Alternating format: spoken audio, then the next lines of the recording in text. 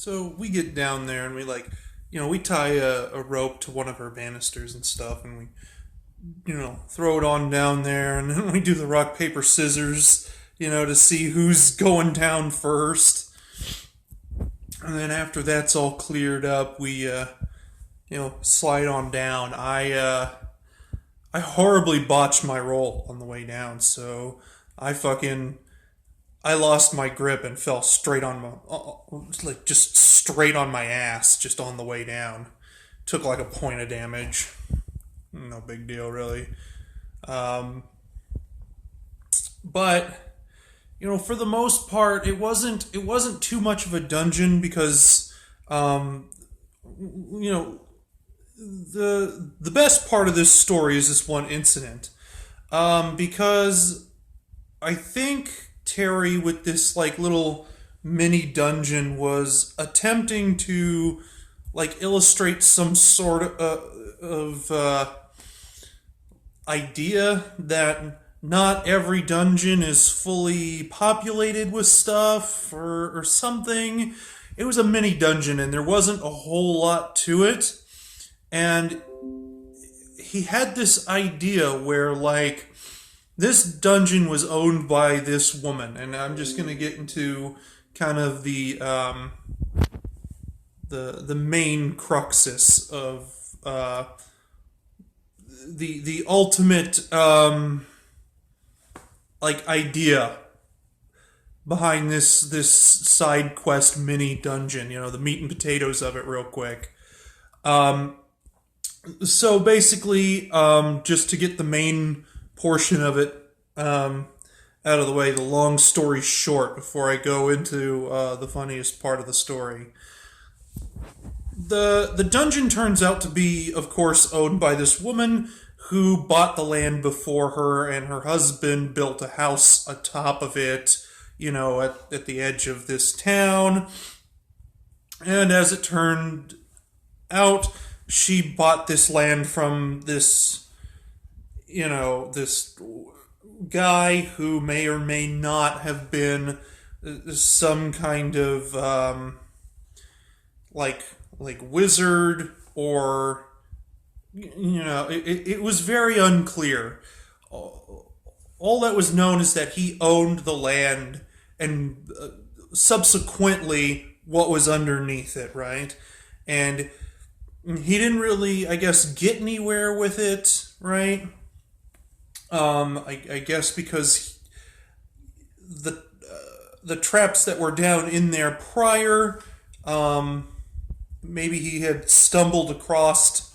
It was very unclear as to, well, was he really willing to dig through all the traps to find out what was on this land, or did he buy the land and started the construction and moving landscape around atop this little hill, and inevitably found the hatch that led into the dungeon and was like, fuck that, the land is soiled now, and I'm not going to put my house on top of land that's that's basically housing this fucking dungeon underneath. And so he sold it to this, half elven woman, who then went about with her husband, and he sold it to her with her having the full knowledge that there was a dungeon underneath this place. So she bought it with that knowledge intact. And so her and her husband went about clearing the place out, taking its riches, building their settlement on top, and using it for whatever, until her husband ended up being cursed. As we find out that eventually, when we inevitably find her that her husband was cursed with lycanthropy. Only the particular creature that cursed him, which really wasn't around, basically made his curse permanent the first time he changed, And so she had been keeping him down there because he couldn't transform back, and he had been becoming more and more like bestial, and like he's basically tainted with evil because he's like now a were creature. But like when we first ran into him, he was in the process of like he was some kind of form of like dog ape thing, right? And we couldn't figure out what he was until it was explained to us. And he was in the process of like literally going like primal ape man on her, like ravaging her. And so we almost ended up killing him. If it were not for her who like stopped us from doing it, we probably would have killed him.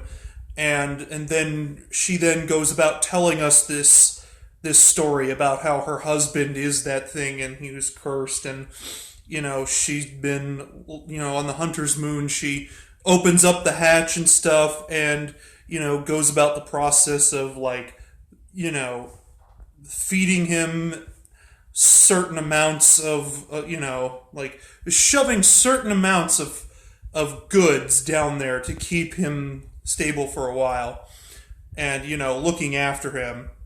And apparently he just got over carried away and really needed the comforts of his wife, and being like twisted by the taint of evil and being more bestial, as he could not change back into his original form. That took the place of it twisted into a more primalistic nature. Yeah. So, what we found out was, and this is total bullshit from Terry's part, because the moment we heard it, we were like, what? Basically, somewhere along the line, as they used to be like hardcore adventurers, before they settled down on this land and he inevitably got turned, he was turned into a lycanthrope, and this is going to be 3-parter, god damn it.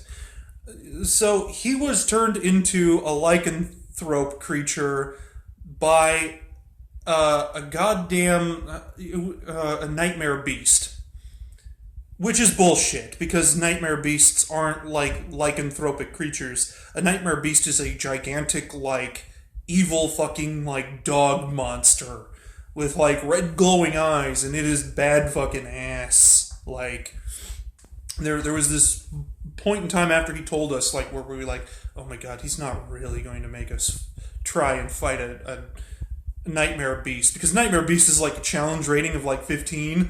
We would die almost instantly at the level we're at, and thank god Terry decided not to throw that in there, because sometimes Terry does get carried away. But no, it was just a setup to get this like cool weirdo monster guy in here, and have the main cruxus of the story be more interesting than not, and basically make Borgner's journey to a sexual healer more interesting than him just going in the house and us waiting outside for like a fucking hour or two while he does his business. He wanted to make a little side adventure out of it, and I guess illustrate that some dungeons are already owned and have already been raided by people,